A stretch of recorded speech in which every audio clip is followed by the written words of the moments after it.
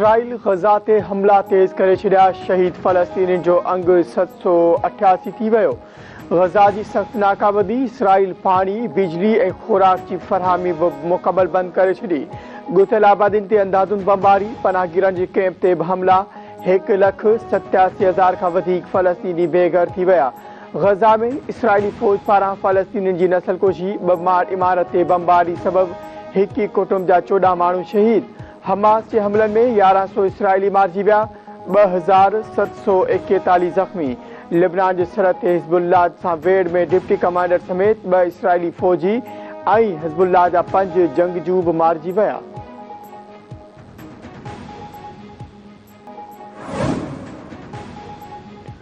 America, France, Germany, Italy ऐं बरतानिया पारां इसराइल जी हिमायत, 5 मुल्कनि पारां इसराइल जो दिफ़ा सघारो कर में मदद जो अज़्म। अमरीकी सदर जो बाइडन गॾियल बयान में चयो आहे त 5 मुल्क इत्तेहादी ऐं गॾियल दोस्त जे तौर ते कोशिशूं कंदा त इसराइल पंहिंजो दिफ़ा करे सघे। हमास जे तर्जुमान जो चवणु आहे त आलमी बिरादरी इसराइल ज़ुल्मनि ख़िलाफ़ संदन साथ न ॾिनो।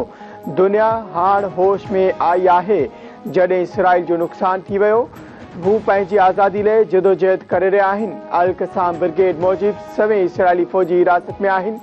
जेसीं ताईं मस्जिद अक्सा जी बेहुरमती ख़तम न थींदी, मुआहिदो कीअं थी सघे थो।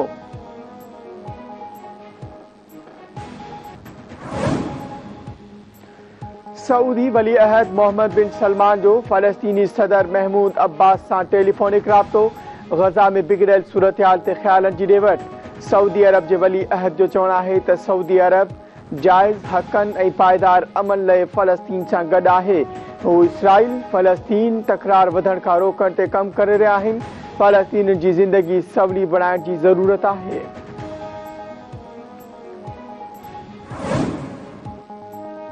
Supreme court practice and procedure act ख़िलाफ़ दरख़्वास्तुनि ते ॿुधणी दौरान चीफ जस्टिस ऐं जस्टिस मुनीब अख्तर विच में जुमलनि जी ॾेवट।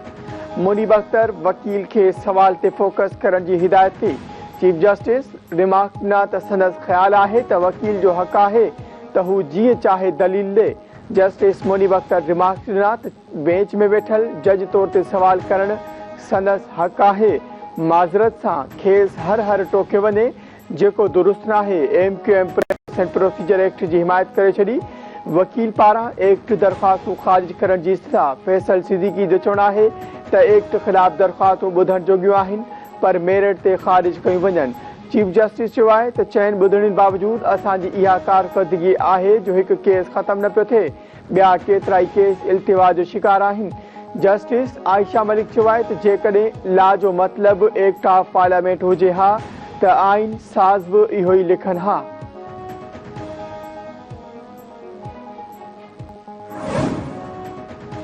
सदर मुमलकत डॉक्टर आरिफ अलवी चयो आहे त समूरियुनि सियासी पार्टियुनि जे अॻवाननि खे चूंडुनि में हिसो वठण जा हिकु जहिड़ा मौक़ा ॾिना वञनि। जेकॾहिं माण्हू पंहिंजी पसंदि जो अॻवान चूंड न करे सघंदा त जमहूरियत बेमायना थी वेंदी।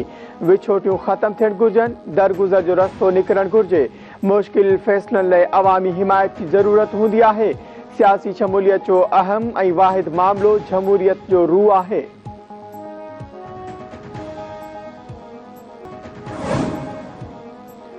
अफ़गानी असांजा महिमान आहिनि, खेनि ॾाढ सां न कढणु घुरिजे।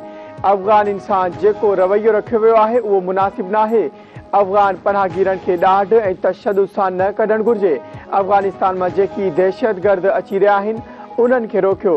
JUI सरबराह मौलाना फज़लुर रहमान चयो आहे त जनवरी जे आख़िर में चूंडूं कीअं थींदियूं। मुख़्तलिफ़ इलाइक़नि में बर्फ़बारी थींदी आहे। सच चवां त चवंदा आहिनि त चूंडूं मुलतवी कराइणु चाहे थो।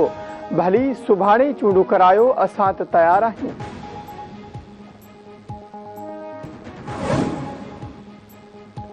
अफ़गानियुनि समेत समूरनि पनाहगीरनि खे मुल्क बदर कयो वञे। सिंध असेंबली जे स्पीकर आगा सिराज दुरानी मीडिया सां ॻाल्हाईंदे चयो आहे त हू अॻे ई सिंध असेंबली जे फ्लोर ते चई चुको आहे त समूरनि पनाहगीरनि खे संदन वतन वापसि मोकिलियो वञे। जेकॾहिं कंहिं वटि संदसि ख़िलाफ़ अफ़गान पनाहगीरनि जी सरपरस्ती करण जा सबूत आहिनि त पेश करे।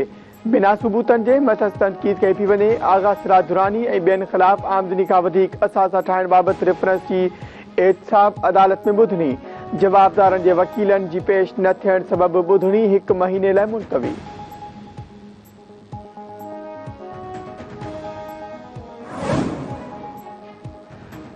आलमी मालियाती फंड यूटिलिटी स्टोर्स समेत हुकूमती मिल्कियती इदारनि खे लीज ते ॾियण या विकिरो करण जो मुतालबो करे छॾियो।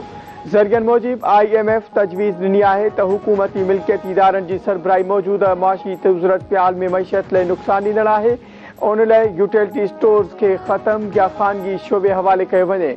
निगरान हुकूमत यूटिलिटी स्टोर जी निजकारी या ख़त्म करण ते IMF खे को बि जवाब न ॾिनो। यूटिलिटी स्टोर्स खे ख़त्म करे BISP जे सालियानी बजट वधाइण जी तजवीज़ ते हुई चार।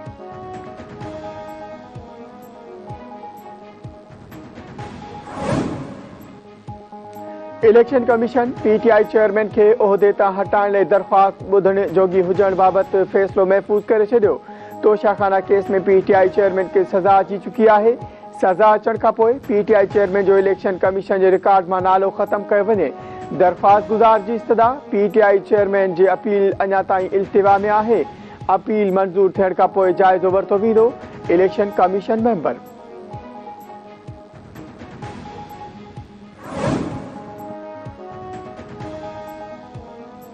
MDK 2023 जी एंट्री टेस्ट जा नतीजा रद्द, ॿीहर टेस्ट कराइण जो हुकुम। निगरान वॾे वज़ीर रिटायर्ड जस्टिस मक़बूल बाक़िर MDK टेस्ट जी की आउट थियण वारे मामले जी जांच करण जी हिदायत करे छॾी। निगरान वॾे वज़ीर जे तर्जुमान मूजिब MDK टेस्ट जी ॿीहर तारीख़ जो जल्द ऐलान कयो वेंदो।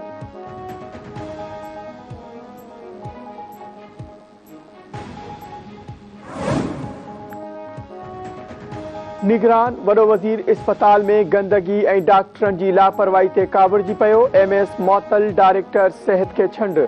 जस्टिस रिटायर मक़बूल बाक़िर मलीर जे A2 कार्डियो इस्पताल जो दौरो करे हाज़िरी रजिस्टर चेक कयो। मरीज़नि सां मुलाक़ात। 50 बेडनि ते ॿधल इस्पताल जो मथियूं माड़ मुकमल ख़ाली ऐं गंदगी सां भरियल आहे।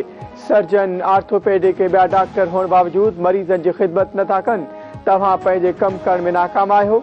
जस्टिस रिटायर मक़बूल बाक़िर सिहत खाते जे डायरेक्टर खे छंड।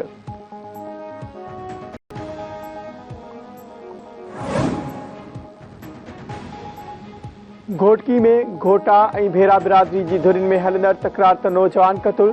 जवाबदारनि गोलियूं हणी ॻोठ शहमीर भेरेवासी कुराड़ो भेरो खे क़तल करे फरार थी विया। इतला ते पुलिस वाक़े वारे हंधि पहुची इलाज खणाए इस्पताल मुंतक़िल कयो। धुरिन में छिकताड़ बरक़रार।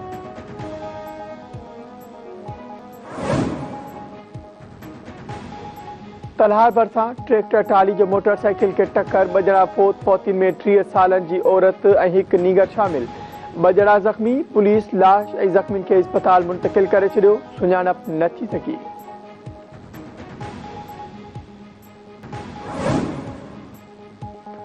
ऐं गंबट में पुलिस तरफ़ां पकड़े मुबैना तौर मारियल नौजवान जे वारसनि जो एहतजाज। वारसनि एहतजाजी रैली कढी पुलिस ख़िलाफ़ नारेबाज़ी कई। संदसि चवणु आहे त पुलिस ऐं गार्डन ज़ुल्म करे नौजवान मुनो उर्फ़ मलूक जतोई खे बेगुनाह क़तल कयो आहे। नोटिस वठी वाक़े में मुलविस समूरनि जवाबदारनि खे गिरफ़्तार करे इंसाफ़ फ़राहम कयो वञे।